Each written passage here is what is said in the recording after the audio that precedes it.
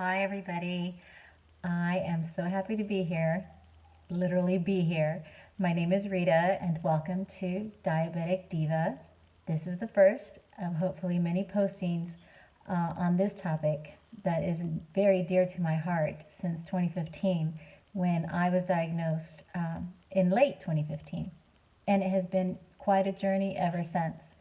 I did take the time to think about doing this type of video and actually posting it to the world of YouTube because diabetes is a very private topic for many diabetics, thousands of diabetics throughout our nation and throughout the world. I was one of those people, and I did find it hard to discuss. I initially found it very difficult to accept. When I was diagnosed, it was life-changing, and it's been life-changing ever since.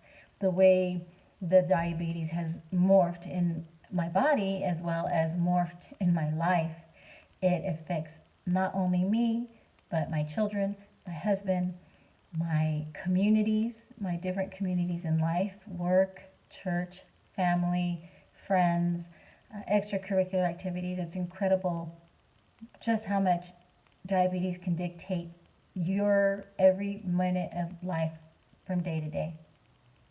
And so, after some thought and reflection, I decided that I wanted to start this because I am not a healthcare provider or professional. I am just a lay person who has diabetes. And I want to get out there and start talking about it because people don't. We don't share enough, and we tend to start feeling isolated. And when our numbers are running high, we feel like we're failing. I say we because I can't imagine that I am the only person with diabetes on earth that feels like a failure when my numbers don't read well, when my A1C does not read well. And when I was originally diagnosed, my A1C was at a 13.1. And my doctor could not understand how it was that I was still walking around. And it has been a battle ever since. My A1C right now is at 9.3. Yes, it's still very high. I still need to work on it. But trust me, I have done my earnest work in trying to get it down. And I am type 2. I have been told I'm not a traditional type 2 because of my lifestyle. And that's what type 2 usually is it's a matter of lifestyle. People tend to not be active, their diet is off, they just don't treat themselves well, or I shouldn't say that, I take that back. They just live life, they eat when they can and whatever they can find at times, especially if you work. Or you're an at-home parent, you know the work that goes into both decisions in life. And so sometimes at the end of the day, you just put whatever you can find in your mouth, or the first thing in the morning before your day gets going, whatever you can put in your mouth. And so sometimes a matter of lifestyle does affect type 2 diabetics as opposed to type 1. Type 1, your pancreas is absolutely dead. Usually it starts as a child. Some people, though, believe it or not, morph from type 2 down to type 1. And I think that that's what's happening to me. And I'll tell you why. Because when I was diagnosed in 2015, I wholeheartedly believed that I could outrun diabetes. And with the encouragement of my doctor at the time, she did believe too. She said, let's try the diet, let's try the metformin. And trust me, I'm not a thin person. I am 5'1" and I weigh anywhere from 140 pounds to 150 pounds. So I'm pretty stocky. I do have some muscle tone, and I'll get into all of that later on. But, I don't live bad. I am active. I exercise 3 to 4 times a week.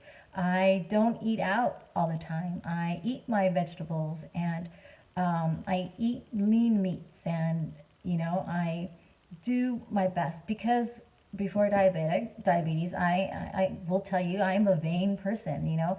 I know I'm not Miss America.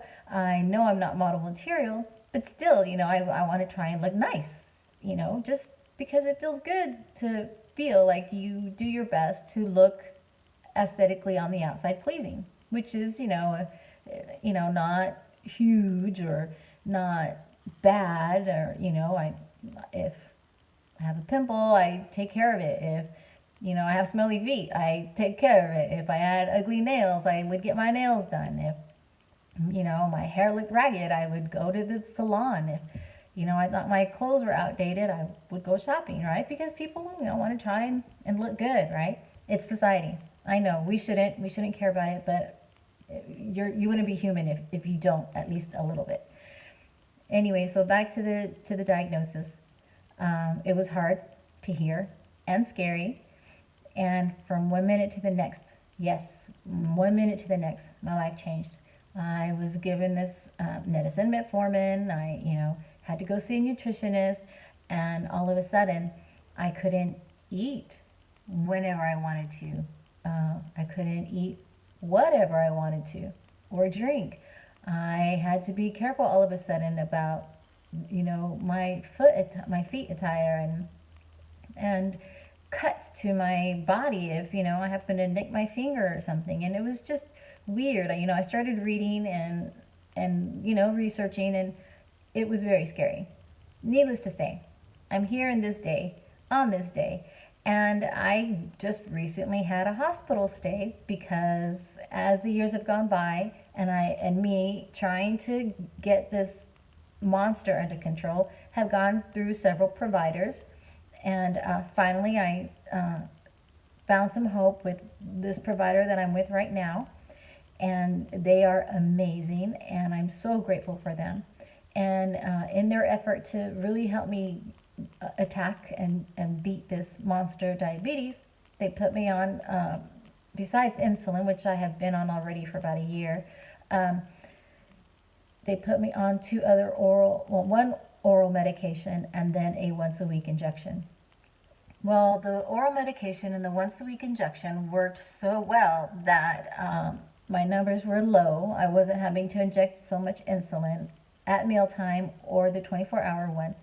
And what ended up happening was the ketones in my body went sky high because my pancreas apparently doesn't even produce enough insulin anymore on its own. Like most traditional type 2 diabetics, their pancreas is still functioning. Mine doesn't. And so I ended up with my ketones exploding through my body, and I went into acidosis. DKA, diabetic ketoacidosis. I could have fallen into a coma and I could have died. I ended up in the ICU, and I was there for about 4 days, and that's when the reality of my race, trying to outrun the diabetes, it hit me. I'm never going to outrun it. I'm never going to beat it in the long run, but I can fight like hell until it absolutely wins. And I can't be the only person in our nation or in this world that feels that way. And so this is why I wanted to start this Diabetic Diva. Diva because of the amount of care that goes into taking care of our bodies. We're all divas. If we put forth the effort, if we don't stop trying, what we have to do, a person who's perfectly healthy may not even think about it. Maintenance of our eyesight and maintenance of our feet and all the things that we have to do on a day-to-day basis just to stay alive, just so that we don't get sick. Our immune systems, our emotional well-being, our physical well-being. It's so hard. It's hard, and I get tired. And sometimes I just don't want to think about it anymore, and I want to stop. And then morning comes, and I put one foot in front of the other, and I start again.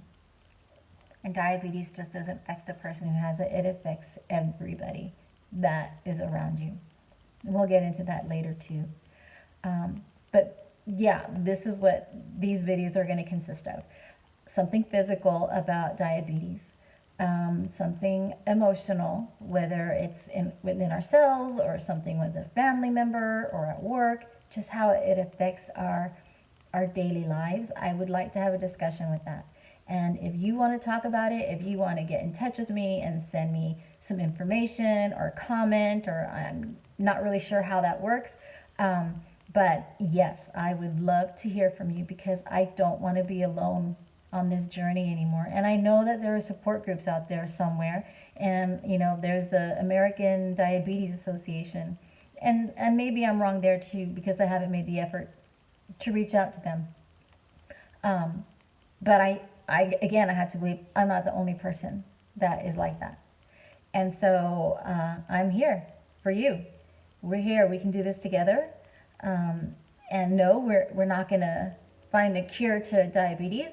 I have another, topic to discuss on that. So each time I reach out to you, we're going to choose something to discuss, like I said.